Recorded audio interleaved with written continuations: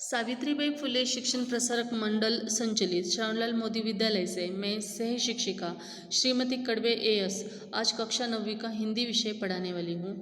आज के हमारे लेक्चर नंबर 8 में हम डॉक्टर का अपहरण इस पाठ का पहला भाग देखेंगे। पाठ के अंतर्गत जो घटक हम देखेंगे वो इस प्रकार रहेंगे। सबसे पहले हम प्रस्तावना देखेंगे, लेखक परिचय लेंगे, उसके बाद पाठ हम विस्तार से देखेंगे और पाठ के अंतर्गत जो भी कठिन शब्द रहेंगे उनके अर्थ भी हम देखेंगे। सबसे पहले हम डॉक्टर हरिकृष्ण देवसरे जी का परिचय लेंगे। इनका जन्म 9 मार्च 1938 में हुआ और इनकी मृत्यु 14 नवंबर 2013 में इंदिरापुरम गाजियाबाद में हुई। गाजियाबाद यह उत्तर प्रदेश में स्थित है। हरिकृष्ण देवसरे जी हिंदी के प्रतिष्ठित बाल साहित्यकार थे। उनकी बाल रचनाएं परंपरा का अन्वेषण करती, बच्चों की जिज्ञासा को उभारने वाली तथा उनकी कल्पनाओं में नूतन रंग भरने वाली होती थी। इनकी प्रमुख कृतियां हैं खेल बच्चों का, आओ चंदा के देश चले, मंगल ग्रह में राजू, उड़ती तश्तरियाँ, गिरना स्काई लैब का, दूसरे ग्रहों के गुप्तचर आदि वैज्ञानिक बाल उपन्यास उन्होंने लिखे हुए हैं। गद्य संबंधी थोड़ा सा देखेंगे। जीवन की किसी घटना का रोचक प्रवाही वर्णन करना ही कहानी है। डॉक्टर का अपहरण एक विज्ञान कथा है।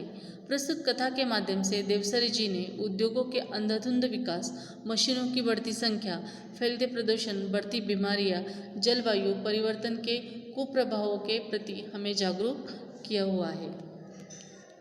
आज का हमारा पाठ है डॉक्टर का अपहरण। अब देखिए हम विस्तार से इस पाठ को देखेंगे।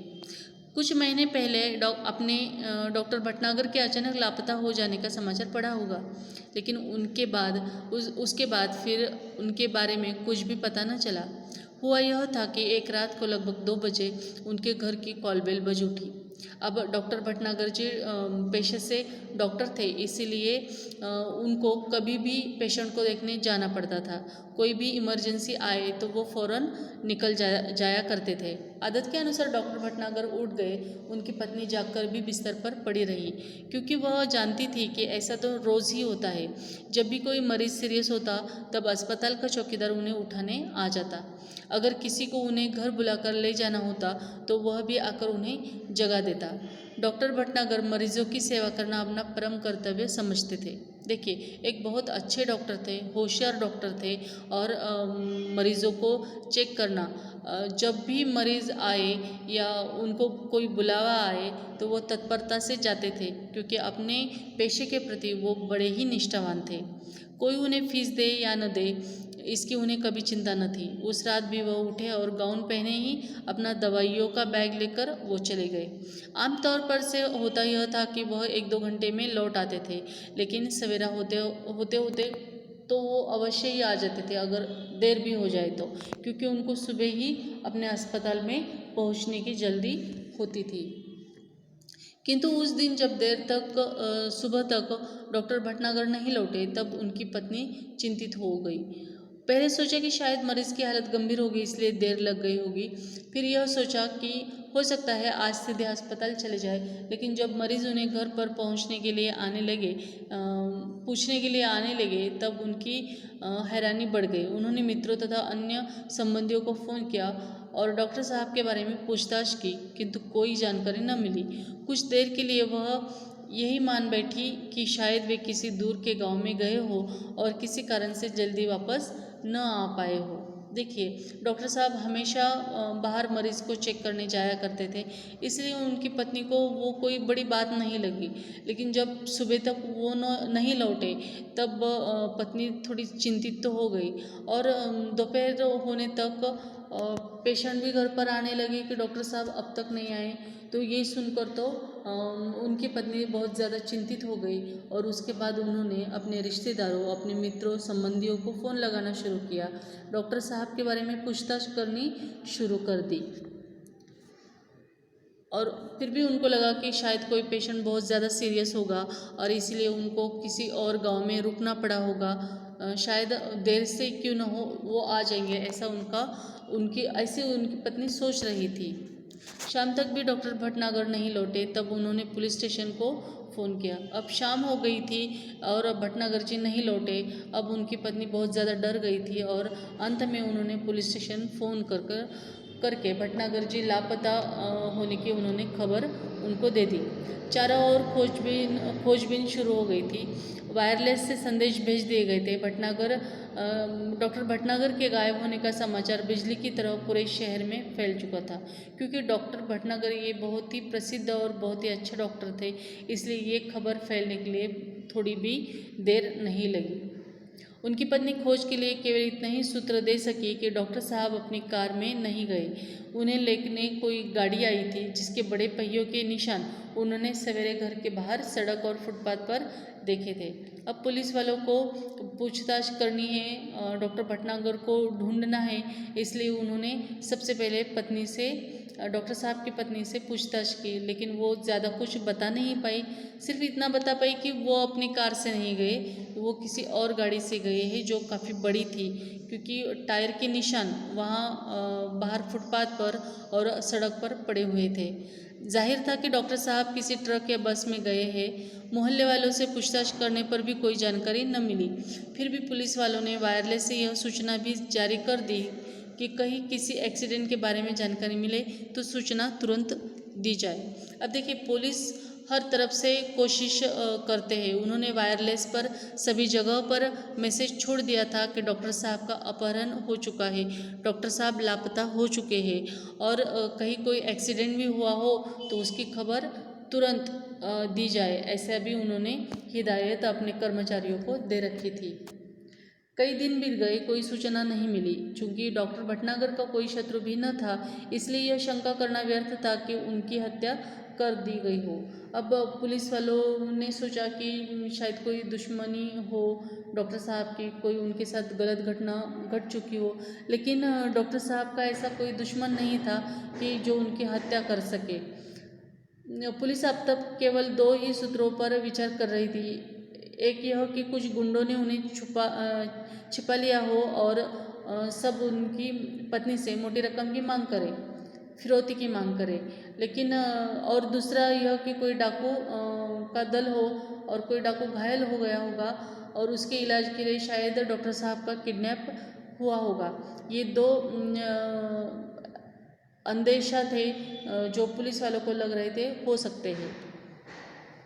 दिन पर दिन बीतते गए और डॉक्टर भटनागर के बारे में कोई जानकारी न मिली। उनकी इस तरह रहस्यात्मक ढंग से गायब हो जाने से न सिर्फ पुलिस परेशान थी, बल्कि लोग भी भयभीत हो गए थे। इतना बड़ा डॉक्टर अचानक से एक रात में गायब हो जाता है, ये बहुत बड़ी घटना थी और इससे लोग भी डर चुके थे। यही कारण था कि डॉक्टर भटनागर के गायब होने का समाचार केवल एक ही बार पेपर में छापा गया और भय का वातावरण निर्माण न हो, इसके डर से फिर ये खबर दब गई या फिर इसको ज़्यादा पेपर में नहीं छापा गया। धीरे धीरे कई महीने बीत गए। श्रीमती भटनागर निराश हो चुकी थी। उनकी हालत पागलों जैसी हो गई थी। हर रोज़ सुबह उठती और दरवाजे पर आकर खड़ी हो जाती, जैसे वह डॉक्टर भटनागर के आने की प्रतीक्षा कर रही हो। अब डॉक्टर भटनागर जी की जो पत्नी हैं, उनकी हालत बहुत ज़्यादा खराब हो गई थी, क्योंकि उनके पति काफ़ी दिनों से नहीं लौटे थे, उनकी कोई भी खबर नहीं आई थी। वो हर रोज़ सुबह उठकर दरवाजे पर खड़ी होकर भटनागर जी का इंतज़ार करती थी। उनको लगता था कि शायद वो आज सुबह यहाँ आ जाए, दरवाजे पर दिख जाए। कई महीने बाद एक दिन श्रीमती भटनागर ने दरवाजे पर फिर से वैसी ही गाड़ी के पहियों के निशान देखे। उन्हें लगा कि शायद डॉक्टर साहब आए थे, लेकिन कहाँ है। कई दिन बीत चुके थे और श्रीमती भटनागर जी हमेशा की तरह सुबह सुबह दरवाजे पर आकर खड़ी हो गई और तब उन्होंने एक अचरज की बात देखी कि वही पहियों के निशान आज भी वहाँ सड़क पर उनको दिखाई दिए। उनको जैसे लगा कि शायद डॉक्टर साहब वापस आ गए हैं, लेकिन उन्होंने इधर उधर देखा तो कुछ भी उनको नज़र नहीं आया। फिर उन्होंने तुरंत पुलिस वालों को यह सूचना दे दी। खोज जारी हो गई। पुलिस का एक दल उनके घर पर भी आया। उसने गाड़ी के निशान देखे, लेकिन उन निशानों को देखकर कुछ भी अंदाज़ा लगाना कठिन था। वो निशान समझ में ही नहीं आ रहे थे पुलिस वाले के, क्योंकि वो टायर के निशान बहुत ज़्यादा बड़े बड़े थे। हाँ, एक सीडी अवश्य मिली जो लिफाफे में बंद थी और उस पर श्रीमती भटनागर का नाम लिखा हुआ था। उस सीढ़ी को तुरंत सुनने की व्यवस्था की गई। सीढ़ी बजते ही सभी लोग हतप्रभ रह गए। उसमें डॉक्टर भटनागर बोल रहे थे। अब दूसरा कुछ तो नहीं मिला और डॉक्टर साहब भी वापस नहीं लौटे थे, लेकिन पुलिस वालों को दरवाजे पर एक सीढ़ी मिली जो लिफाफे में बंद थी और ऊपर श्रीमती भटनागर जी का नाम लिखा हुआ था। वो सीढ़ी सुनने का इंतज़ाम किया गया और उस सीढ़ी में भटनागर जी का आवाज़ सबको सुनाई दिया। सब एकदम हतप्रभ रह गए। अब भटनागर जी की आवाज़ सुनते ही देखिए सब एकदम अचरज में आ जाते हैं। वो कहते हैं कि तुम सब लोग मेरे लिए परेशान होंगे, शायद अब मरा हुआ समझ लिया हो, लेकिन मैं ज़िंदा हूँ और बिल्कुल ठीक हूँ। तुम लोगों से कई करोड़ मील दूर में एक अन्य सौर मंडल के ग्रह में हूँ। अब देखिए भटनागर जी वो सीढ़ी भेजते हैं और सीढ़ी में वो खुद कहाँ है उसका पता बताते हैं, लेकिन वहाँ जाना किसी और के लिए बहुत ज़्यादा मुश्किल है क्योंकि वो किसी और ग्रह पर है, करोड़ों मील दूर अलग से एक सौर मंडल में वो है, किसी और ग्रह पर है। ये सुनकर सब अचरज में आ जाते हैं। सबको आश्चर्य होने लगता है।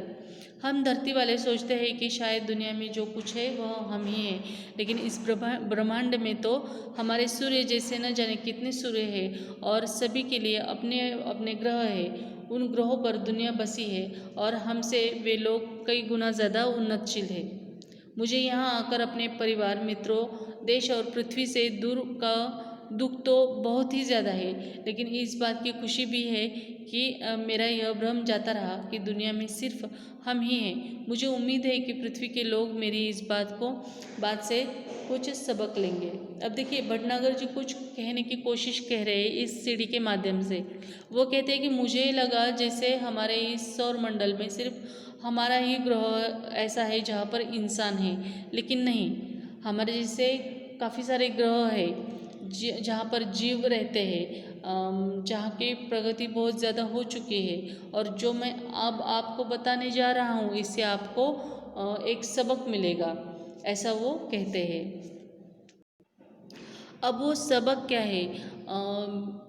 हजारों करोड़ों मील दूर एक अलग से ग्रह पर वो कैसे पहुँचे? डॉक्टर साहब वहाँ कैसे गए? उनको कौन लेकर गया? और वो अब पृथ्वी के लोगों को क्या बताना चाहते हैं? कौन सा सबक सिखाना चाहते हैं? किस बात से आगाह कराना चाहते हैं? ये अब हम देखेंगे नेक्स्ट लेक्चर में। लेक्चर नंबर 9 में हम डॉक्टर का अपहरण भाग 2 देखेंगे। धन्यवाद।